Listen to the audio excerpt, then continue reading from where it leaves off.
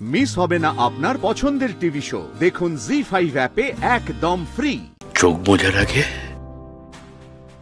আমি আমার বিছানার পাশে আমার ছেলে, ছেলের বউ, নাতি, নাতনি, নাতবউ সবাইকে দেখবো।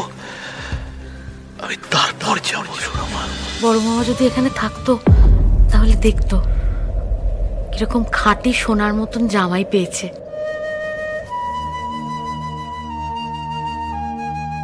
সময় যেতে দাও, সবাই সবটা বুঝবে ধীরে ধীরে।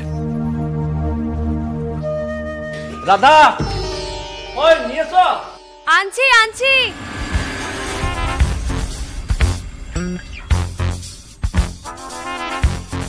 রুকু দিদি, এই দেখো গো কে এসেছে। শিরিন, রুকু দিদি। শিরিন,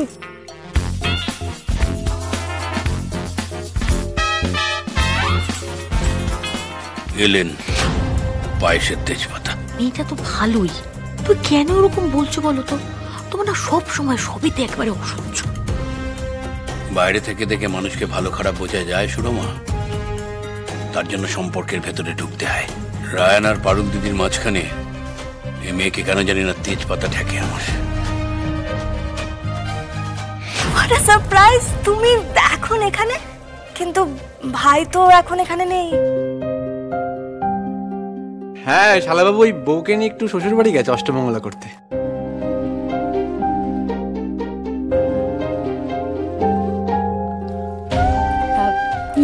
আই নো, বাট আমি রায়নের জন্য নয়, তুমি এখানে এসেছো শুনে তোমার সাথে দেখা করতে এসেছি রূপদি। বেশ করেছো। বাট এখানে কি চলছে বলো তো? পিকনিক, এসো না, জয়েন করবে, এসো। আহা, তুমিও আমাদের বনভোজনে সামিল হয়ে যাও বুনটি। আর তোমার জন্য কি কাজটা দিয়ে একবার ভেবে দেখছি, দাঁড়াও। কাজ? হ্যাঁ কাজ, কাজ না করলে কিন্তু খেতে পাবে না। হ্যাঁ,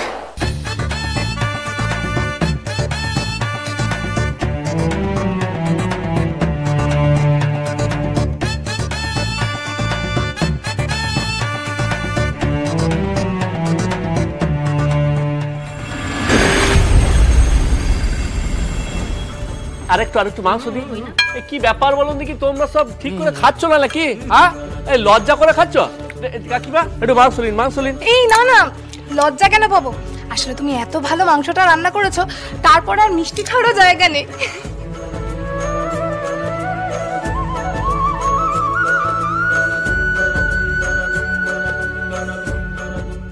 সত্যি ফাটাফাটি হয়েছে না মাংসটা। এতে লজ্জা করা মানে নিজের লস। আমি তো কষাতে কষাতেই দুবাটি খেয়ে ফেলেছিলাম। বোঝো কাণ্ড। তবে সত্যি রান্নাটা এমন হয়েছে না, দুবাটি খেয়ে ফেলার মতোই। তো এটাও ঠিক, কজন শ্বশুরের ভাগ্য হয় বলতো জামাই হাতে রান্না খাওয়ার। এবার তুমি আর রুক্মিণীও বসে পড়ো গোপাল। হ্যাঁ, তোমাকেও তো কত করে বললাম বসে যাও, কিন্তু তুমি শুনলে না। জামাই মানুষ নিজে না বসে আমাদের খেতে দিচ্ছে। তাতে কি হয়েছে কাকিমা? আচ্ছা কাকিমা, দেখেন সারা বছর তো আপনারাই আমাদেরকে নেড়ে বেড়ে সব যত্ন করে আগে আগে ছেলে মেয়ে জামাই সবাইকে খাইয়ে দিচ্ছেন। হ্যাঁ, আমরা তো সবসময় আগে ভাগে খেয়ে নিয়েছি।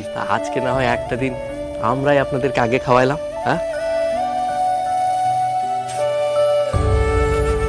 আমরা না হয় পরে বসছি। কি দেখেছো সুরমা, যে ছেলের সাথে রুকু দিদি বিয়ে দেয়া নিয়ে সবাই কত অভিযোগ অনুযোগ এসব করেছিল, সেই ছেলে আজ সারা পরিবারকে এক টেবিলে এনে বসিয়ে দিয়েছে।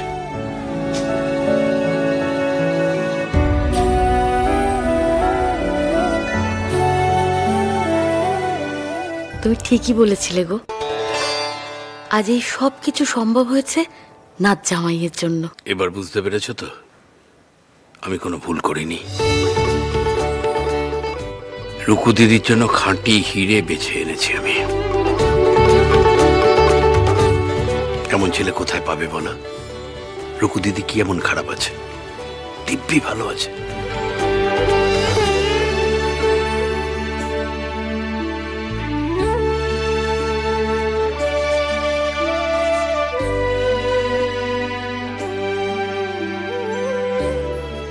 সুরমা, দিনের শেষে সবাই আমাকে ভিলেন ভাবলেও আমি ওসব নিয়ে ভাবি না, শুধু একটাই কারণে, আমি যদি শক্ত হাতে এই পরিবারটাকে না ধরে রাখতে পারতাম সুরমা, তাহলে পরিবারের সবাই, আমাদের নাতি নাতনিরা, ছেলে পুলেরা হয়তো ইউএসএ, কানাডা, দিল্লি, মুম্বাই ছেঁড়া হাড়ের মতো সব ছিটকে ছিটকে ছিটকে ছিটকে চলে যেত। বসু বাড়িটা ভূতের বাড়ি হয়ে যেত। এই হাসি, আনন্দ কিচ্ছু থাকতো না সুরমা। অন্ধকারে ধুলোর মধ্যে আমরা এই দুই পুরোপুরি খালি পড়ে থাকতাম। না না না না না, ঠাকুর পুরো ওই দিন যেন আমাকে কখনো দেখতে না হয়, তার আগেই যেন আমি ঠাকুরের কাছে চলে যাই। জানি না ভবিষ্যতে কি হবে, আমার খুব ভয় করে জানো। বুড়ো বয়সে একা থাকার মতো অভিশাপ আর কিচ্ছু নেই সুরমা, কিচ্ছু না।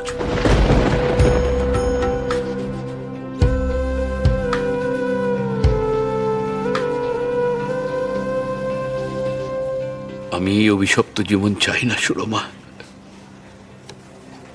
তুমি দেখে নিও, এই বুড়ো কিছুতেই একা মরবে না।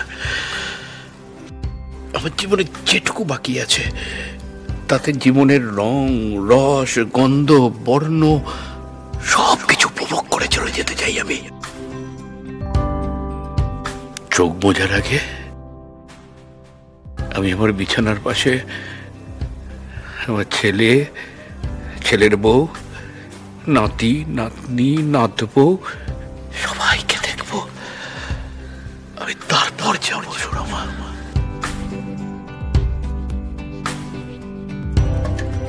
তার জন্য যা করতে হয় আমি সব করব। আমাকে সবাই যতই খারাপ ভাবুক না কেন, আমি করবই। ওগো ওগো, আমিও যে একা মরতে চাই না, তুমি আমাকে ফেলে যেও না গো। আমি যেন সব সময় তোমার পাশে থেকে, তোমাকে নিয়ে, সবাইকে পাশে নিয়ে হাসতে হাসতে এভাবে চোখ বুঝতে পারি।